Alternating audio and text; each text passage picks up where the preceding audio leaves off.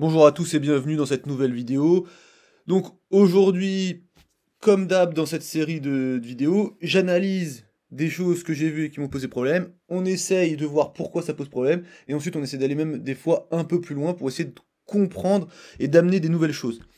Là, juste pour vous dire, on va parler anatomie et biomécanique, mais des choses très simples. Mais on va voir en fait que sur Internet, bah, il y a pas mal de choses qui sont très simples, qui sont pas acquises en fait. Donc là, pour que je vous mette un petit peu de contexte, sur les deux prochaines vidéos qu'on va voir, on va nous parler de la pronation au niveau du coude. Je vous laisse regarder ça et on analyse ensuite. On pousse vers l'intérieur. Donc tu vois, contrairement à tout à l'heure, j'ai clairement pas de mal, ce qui veut dire que je suis hyperpronateur. Oui, à l'inverse, si vous avez des facilités à mettre votre paume de la main vers les extérieurs, vous êtes sans doute hyperpronateur. Alors en fait, là, on a des personnes qui nous montrent en fait comment savoir si on est plutôt hyperpronateur, hypersupinateur, pour ensuite choisir les exercices de musculation qui seraient adaptés à notre anatomie, à notre morphologie. En fait, dans le premier cas, on nous a montré, pareil, en fait, donc j'ai coupé le début de la vidéo, mais pareil, c'est quelqu'un qui nous montre qu'il a du mal à aller en supination, et ensuite, en pronation, il a une amplitude vraiment hyper importante. Et dans la deuxième vidéo, c'est exactement la même chose, donc pareil, j'ai dû couper le début où il dit la supination, voilà, et ensuite il nous montre, alors bras le long du corps, mais il nous montre, pareil, une pronation hyper importante, et il dit que dans 90% des cas, les gens seront hyper pronateurs. En fait, si vous regardez les vidéos, en fait, il mesure pas du tout la pronation au niveau de l'avant-bras. Qu'est-ce qu'il mesure? En fait, il mesure la pronation au niveau de l'avant-bras plus la rotation médiale d'épaule. C'est-à-dire que la pronation, ça se prend coude à 90 degrés pour plusieurs raisons. Déjà, la première, c'est que quand j'arrive en fin de pronation ici, enfin en fin d'amplitude, je suis à la fin de ma pronation. Voilà, là c'est. Alors que si je suis coude tendu, j'arrive en fin de pronation, donc là je suis au bout de ma pronation, et après là, c'est l'épaule. Et en fait là, on nous montre des degrés de pronation qui vont jusqu'à 180 degrés, ok? Ça n'a aucun sens. Je vous l'ai mis ici, la pronation c'est environ 80 degrés d'amplitude, alors que la supination c'est 85. Et en plus de ça, en ce qui concerne la pronation, on la prend donc, comme je vous ai dit, coude à 90 pour plusieurs raisons. Première, bah, pour pas mettre la rotation médiale d'épaule dedans et se tromper ensuite dans le résultat. Et en plus, coude en extension, en fait, on a le bec enfin, on a l'olécrane qui est dans la fossette olécranienne. Et en gros, bah, en fait, l'ulna, il y a quand même une petite mobilité dans les mouvements de pronosupination. Et en fait, on perd quelques degrés en plus. Donc, on a tout intérêt pour mesurer vraiment la pronation, de faire vraiment à 90 degrés et d'aller chercher ça. Et pas coude tendu, parce que là, du coup, on a le biais de l'épaule, et en fait, on voit que c'est des choses très simples. Ça, c'est en K1, première année, vous avez des cours de goniométrie, vous faites ça en cours, enfin, c'est n'importe quoi, hein. Qui est totalement mon cas. Honnêtement, dans 95% des cas, vous serez hyperpronateur.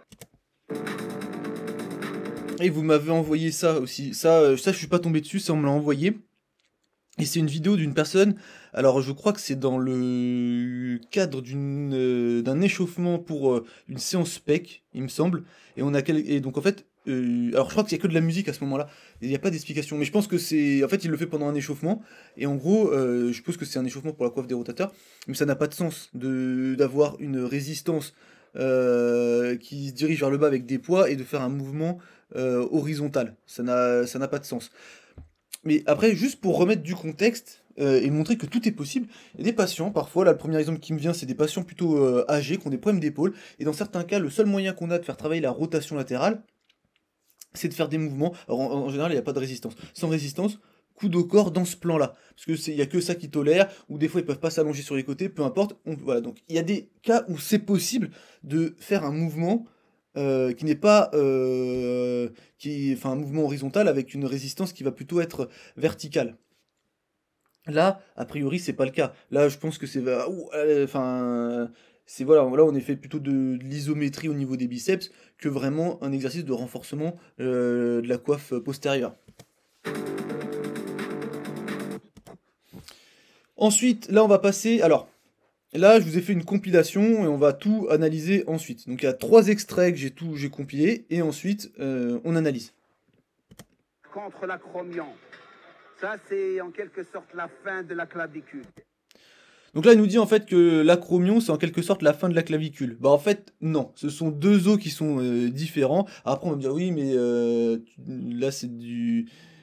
c'est chipoté ou des choses comme ça, mais en fait, soit on donne l'information, soit on donne pas d'informations, parce qu'après, quand on fait du contenu musculation, est-ce qu'on a besoin d'aller loin dans les détails ou des choses comme ça? Articulation, on peut dire l'articulation acromioclaviculaire, ou montrer juste la partie, on n'est pas obligé de donner des termes anatomiques, mais si on donne des termes anatomiques, on donne les bons, ça n'a pas d'intérêt de donner une information qui est fausse. Donc soit on simplifie au point de pas avoir besoin de le dire, soit on se dit, bon bah on va un peu plus loin, et on donne la bonne explication. Après ça, là, moi ça me fait plutôt rigoler.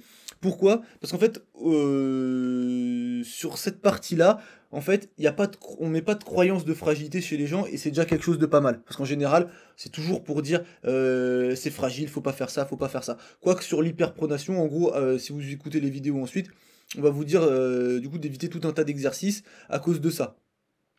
Donc c'est un peu plus embêtant cette partie-là. Mais là, les erreurs anatomiques, c'est pas ça, c'est pas grave. Le tendon se retrouve bloqué sur la tête acromiale.